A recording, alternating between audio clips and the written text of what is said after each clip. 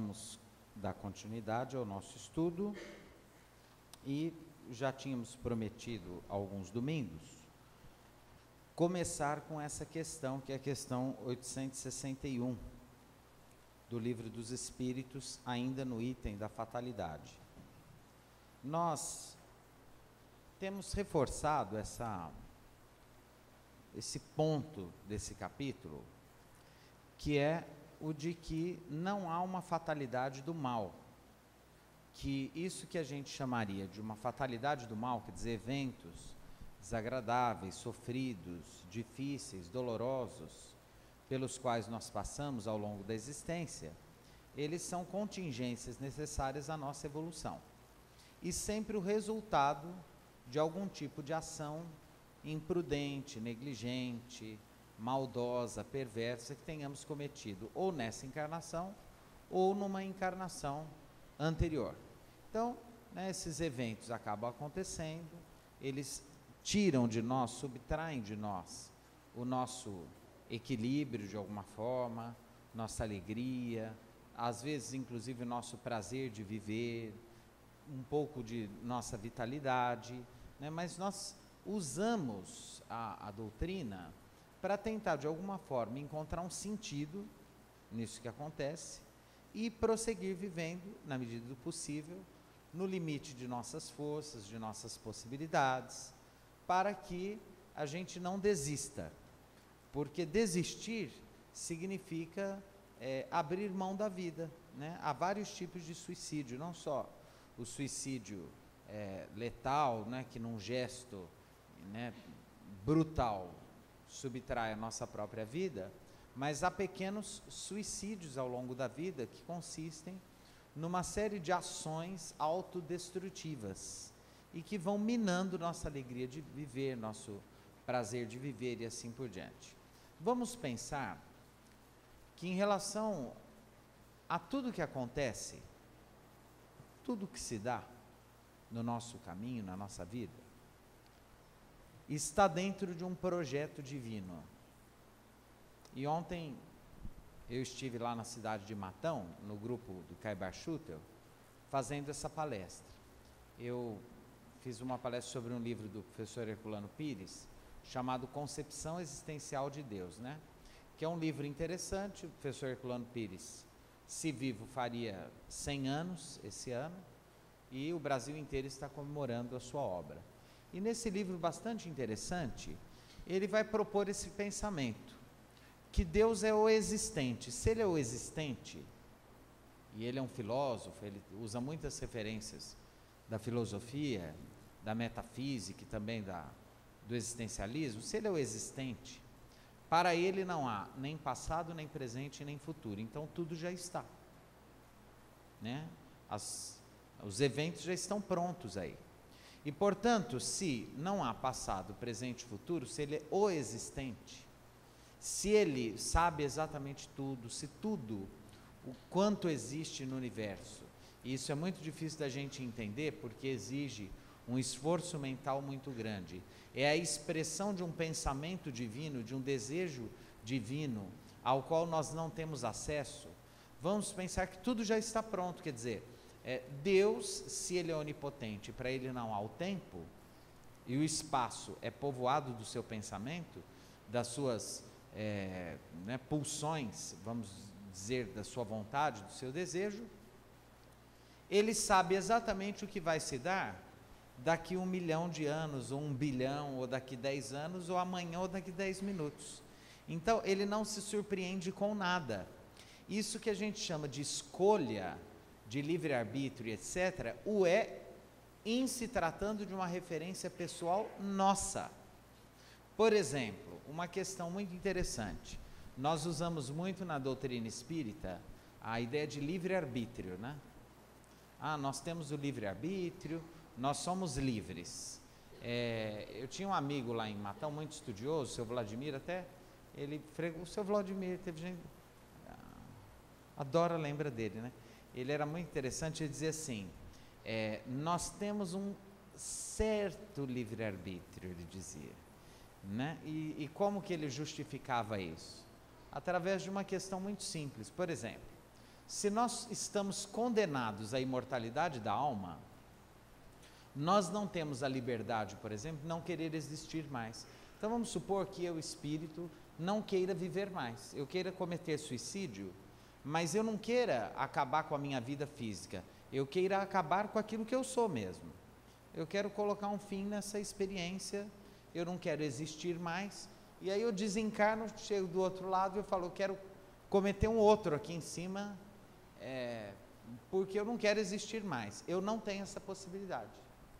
Ou seja, se nós fôssemos totalmente livres, nós teríamos essa possibilidade.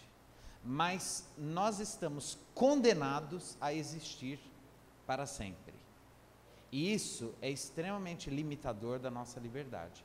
Porque nós temos quase todas as escolhas, mas a escolha determinante, que seria o auto-aniquilamento, essa nós não temos. Quer dizer, e aí, já que nós estamos condenados à eternidade, e mais que isso, nós seremos, pela nossa história espiritual, sempre o resultado das nossas ações, não só nós estamos condenados a existir para sempre, e eu posso usar esse condenados num sentido pesado, porque condenação é um peso, eu estou condenado, né? Mas eu posso mudar o verbo para ficar mais gostoso. Nós estamos destinados à eternidade. Muda o verbo, muda tudo, muda o caráter, né? Olha, a gente recebeu de presente a eternidade, nós estamos presenteados pela eternidade, etc. Bom, e estamos entregues a nós mesmos. Olha que interessante. Ou seja, porque ninguém vai poder fazer a nossa evolução e nem mesmo Deus. Ou seja, Deus, ele é o existente, tudo que está aí faz parte de um projeto divino e suas leis determinam como as coisas funcionam. Então, por exemplo, vamos imaginar que eu decida cometer um erro amanhã, ou daqui a pouco. Eu entro aqui, né, e, sei lá, vou matar alguém, ou espancar alguém, ou lesar, ou humilhar, fazer alguma coisa muito errada e etc., que vai prejudicar muito alguém. Muito bem. Eu estava destinado a fazer isso? Não. Mas a fazer o bem eu também estou destinado? Também não, porque ele é uma escolha. Eu posso simplesmente não fazer o mal, nem o bem. Então, eu sou livre nesse sentido.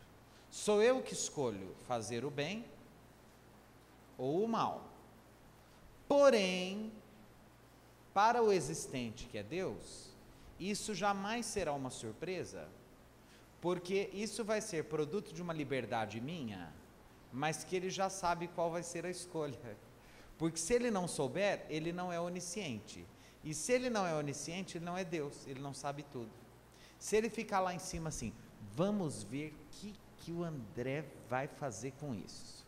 Se ele não souber, é porque ele não sabe tudo. E se ele não sabe tudo, ele não é absoluto. Se ele não é absoluto, ele não é Deus. Então assim, ele sabe exatamente onde eu vou errar, inclusive.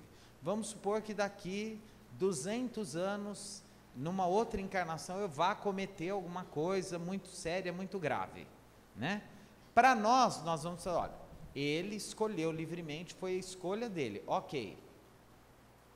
Porém, isso que a princípio, né, tem para mim e para o mundo a aparência de uma escolha, e para a nossa dimensão referencial é uma escolha, para Deus, que é o existente, essa escolha já estava determinada, porque ele sabe tudo, inclusive o presente, o futuro, o passado, porque para ele o tempo. Eu estou sendo didático ou não?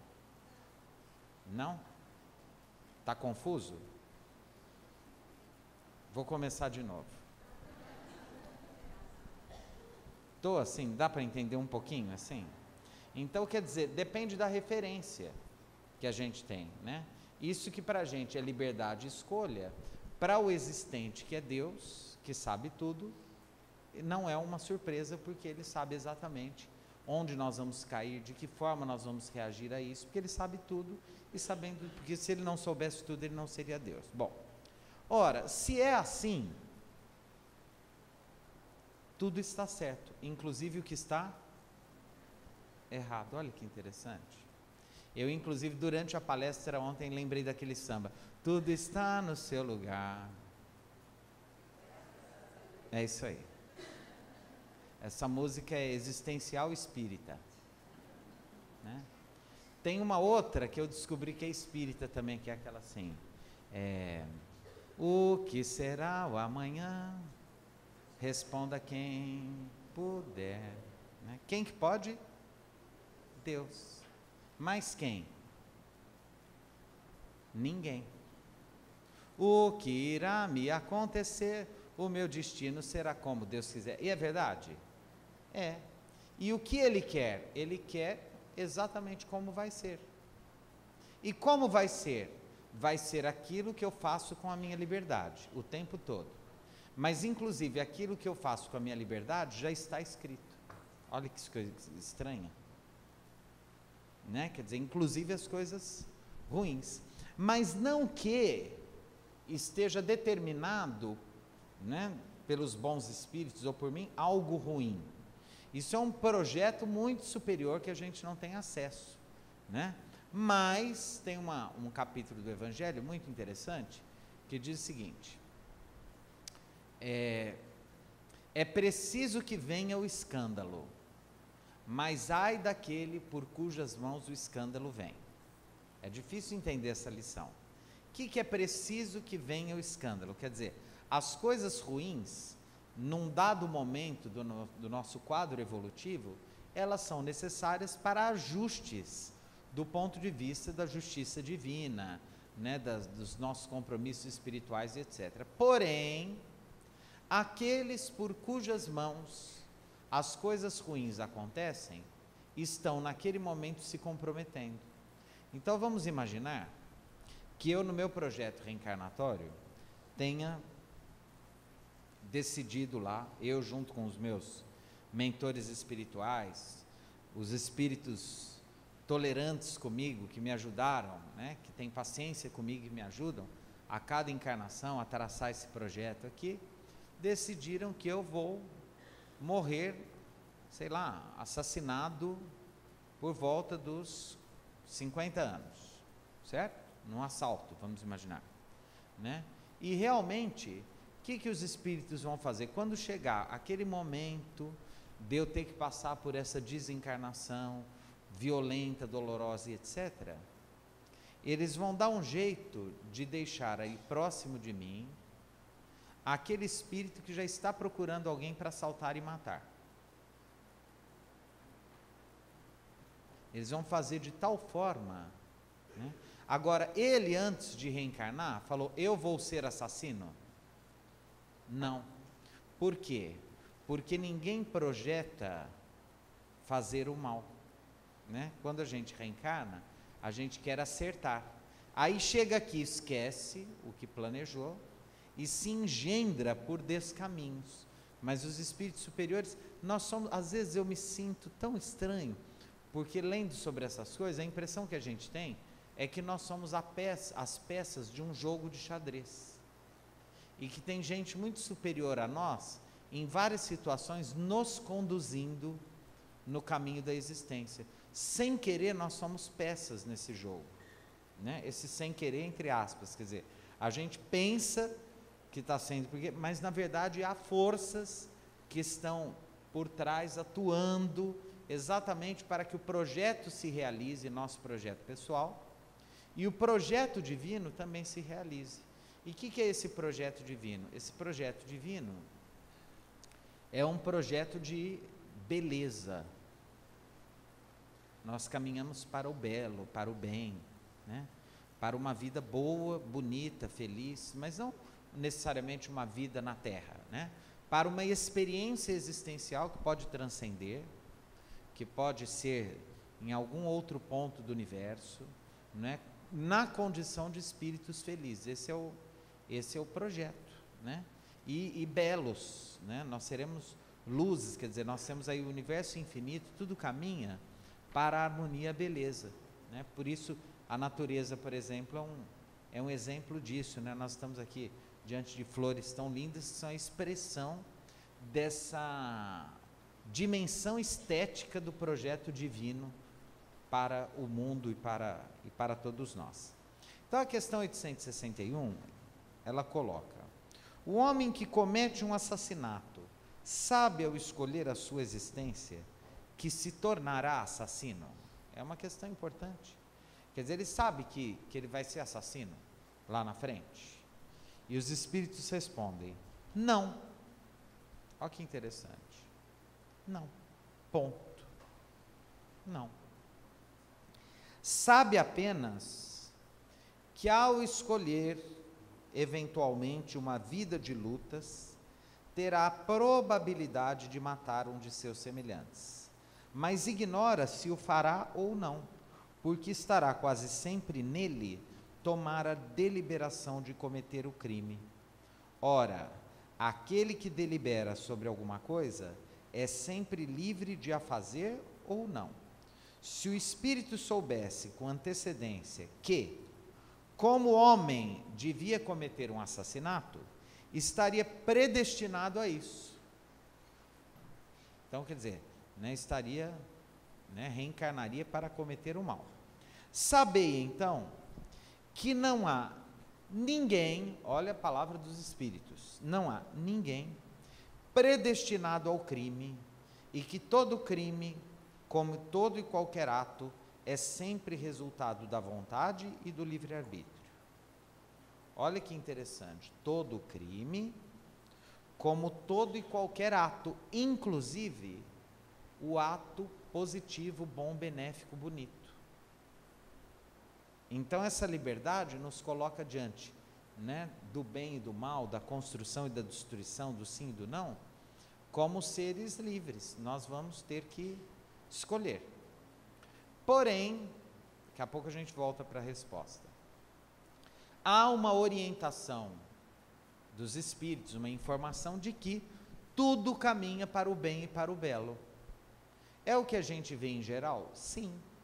Há uma tendência nisso? Sim. O mundo tem coisas muito ruins, muito tristes? Sim. Mas já melhorou muito? Já melhorou muito.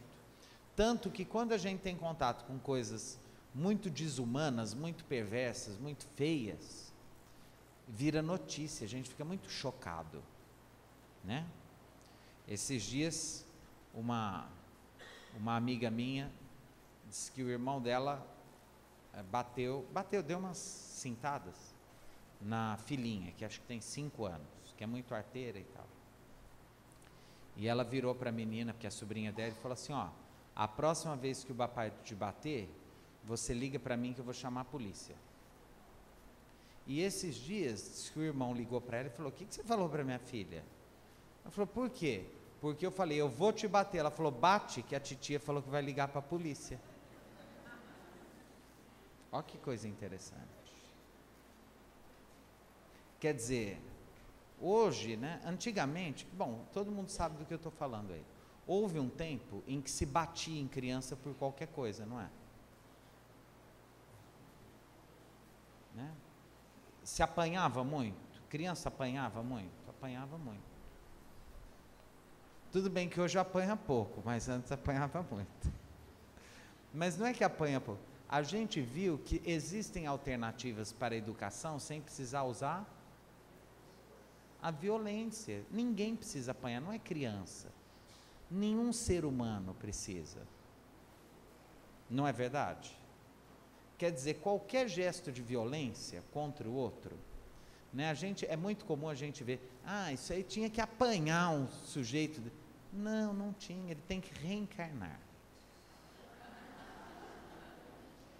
Em condições dolorosas que possam levá-lo, então vamos ser a favor da pena de morte, porque aí a gente já acelera todo esse processo? Não, também não. Por quê? Porque gente civilizada não age assim, Quem que age assim? Gente bárbara, Nós precisamos criar recursos, alternativas para garantir uma vida segura, uma vida civilizada, uma vida dentro de parâmetros evolutivos mais adequados à nossa condição espiritual, Sistemas de justiça e prisionais penitenciários que priorizem a reeducação, a valorização do trabalho. Nós temos isso? Lógico que não. É um caminho? É um caminho, né? Então ninguém precisa apanhar, nem criança, nem adulto, ninguém. Ninguém precisa sofrer violência e nem gerar violência. Espíritos educados e superiores não usam mais a violência como método, qualquer que seja a circunstância. E aí os espíritos continuam. De resto, sempre confundis duas coisas bastante distintas: os acontecimentos materiais da existência e os atos da vida moral. Olha que interessante. Os acontecimentos comuns da existência e os atos da vida moral. Se há fatalidade, às vezes, é apenas no tocante aos acontecimentos materiais, cuja causa está fora de vós e que são independentes de vossa vontade. Quanto aos atos da vida moral, emanam sempre do próprio homem, que tem sempre, por conseguinte, a liberdade de escolha. Para os seus atos não existe jamais a fatalidade. Então, tudo que depende de uma escolha nossa está fora da fatalidade, da noção que o Livro dos Espíritos traz de fatalidade. Tudo que acontece que independe da nossa vontade está dentro de uma noção, de um conceito de fatalidade. Por isso que, em muitas situações em que nós temos uma experiência, todos nós temos. Em geral, a gente fala muito pouco disso, mas é importante que a gente fale disso. Todos nós temos uma experiência, ou deveríamos ter, chamada vergonha. O que é ter vergonha? Ter vergonha é ter um constrangimento de alguma coisa em nós que a gente sabe que poderia ser de um outro jeito, ou que deveria ser de um outro jeito, pelos valores que nós escolhemos, mas que a gente transgride, aí a gente fica com vergonha. Às vezes a gente fica com vergonha pela gente mesmo, e às vezes fica com vergonha por alguém que está próximo da gente, né? Então, por exemplo, é muito comum a gente ficar com muita vergonha quando alguém vê a gente com o dedo no nariz no semáforo. Você acha que ninguém está olhando, e aí de repente você descobre que alguém estava vendo. Você finge que não viu. Se for conhecido, então, só Rivotril depois para resolver. Atenção. Porque dá muita vergonha, alguma coisa feia, nojenta que a gente estava fazendo, achou que ninguém estava olhando, e estavam olhando, né? A gente poderia fazer um elenco de coisas que causam em nós vergonha. Se esse elenco, inclusive, esse repertório, abrangesse os nossos pensamentos, aí ferrou. Ok? Mas e por que a gente tem vergonha? Porque nós já somos espíritos que temos uma noção, não é, de comportamento, de evolução, do que se deve ou não. Quanto mais evoluído a gente é, mais vergonha a gente tem, né? Então, por exemplo, eu já ouvi várias vezes, por exemplo, pais que o filho faz uma coisa muito errada e o pai fica com vergonha. E eu já ouvi de alguns pais, olha só isso, alguns pais assim: eu preferia ver meu filho morto do que ver meu filho nessa situação. Eu nunca imaginei que fosse vê-lo assim, né? Por quê? Porque vê-lo assim, em algo que nos dá vergonha, etc., significa que ele fez uma escolha moral, que ele foi livre, ele tinha outras opções e fez aquela, e isso nos machuca. Morrer não, porque em geral morrer é da vida e é uma situação que, embora dolorosa, nós em geral não temos o que fazer. Então, por mais doloroso que seja, é mais fácil de aceitar. E a quantidade de gente infeliz no casamento, que às vezes chega para mim e fala assim, eu queria me separar. Sabe, eu já me peguei pensando assim, não que eu quero, sabe, mas se ele morresse ia ser tão mais fácil. Eu já ouvi muito isso. Ia ser mesmo? Ia por quê? Não dá trabalho, não precisa dividir os bens, não tem aquela brigaiada, não tem a questão moral, porque morrer é da natureza. Então você vai lá, enterra, ainda todo mundo fica com pena, vai todo mundo consolar a viúva lá, ninguém sabia o que se dava ali e tal. Não, o ser humano é um negócio incrível. Por que às vezes a pessoa tem aquele desejo, né, da morte, de um problema? Por quê? Porque isso resolve tudo. Isso resolve tudo. Porque nos exime de culpa e de vergonha, né? Às vezes, inclusive, a gente falou assim, se o outro morresse. Mas tem gente que resolve pelo caminho do suicídio também, porque acha mais simples. Em várias situações. Quer saber? Está tudo muito difícil de resolver, eu vou me matar. Tem gente que faz isso? Faz. Vai dar tanta preguiça resolver tudo que tem para resolver, que opta por um caminho às vezes simples, que é o suicídio. Por quê? Porque viver dá trabalho. A vida dá trabalho. Acordar todo dia de manhã. Eu tenho um amigo que ele é muito depressivo e autodestrutivo, né? Mas ele é covarde, ele não se mata também. Aí ele olha para mim e fala assim, hoje eu acordei, fiquei sentado na cama e pensei, Senhor, por que mais um dia? Né? Ele falou assim, porque ele falou que tem preguiça de tudo, né? Porque o depressivo às vezes ele tem um desânimo geral, né? Então assim, a ideia de ter que levantar, lavar o rosto, escovar o dente, trocar de roupa, sair para ele é um peso quase insuportável. Olha que interessante.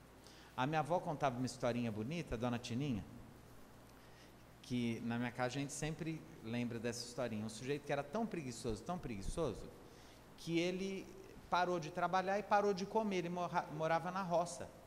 E aí, como ele não comia, ele foi emagrecendo, foi ficando muito magrinho, e quando ele estava à beira da morte, como o cemitério era distante muitas léguas e tudo era a pé, os vizinhos resolveram colocar ele numa rede, pendurar numa haste, e ir levando, falar, no caminho ele morre, ele já está morrendo mesmo, a gente já adianta, a hora que chega no cemitério amanhã cedo, é só enterrar já, né?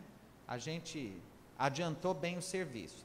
E diz que no caminho, uma senhora muito bondosa, ficou sabendo da história, e falou, olha, não deixa ele morrer não, faz o seguinte, diz para ele que eu planto arroz aqui no meu sítio, e que tem dado muito arroz, que eu vou dar arroz todo mês para ele.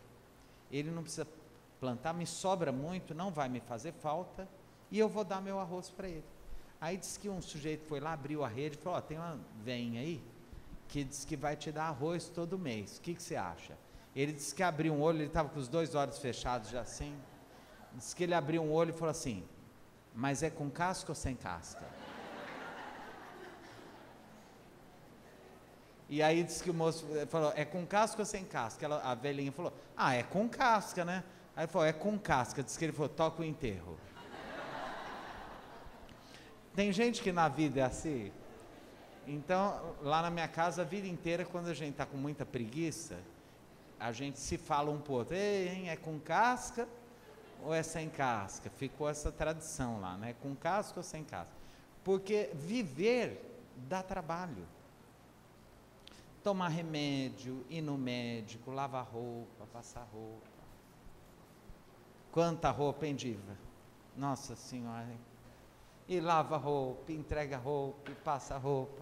Então assim, não é fácil viver. Não é fácil viver. E isso tem nome. Na filosofia existencial, a gente chama isso de cuidado. O que é o cuidado?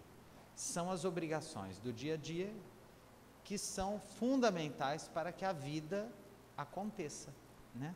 Existe desde que a gente é concebido, vem antes, por isso que a mulher faz exame pré-natal, já é o cuidado, né?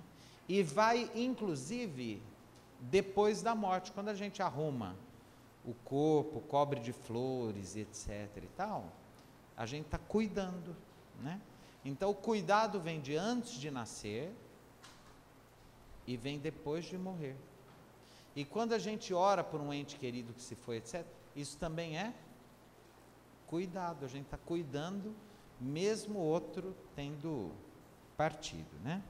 E aí então os espíritos terminam dizendo: quanto aos atos da vida moral, emanam sempre do próprio homem, que tem sempre, por conseguinte, a liberdade de escolha. Para os seus atos, não existe jamais a fatalidade. Então, no campo do que a gente sente, do que a gente fala e do que a gente faz, não tem pré-determinação. Fatalidade só acontece naqueles eventos que escapam do poder da nossa vontade. E aí nós continuamos então no nosso próximo encontro com a questão 862.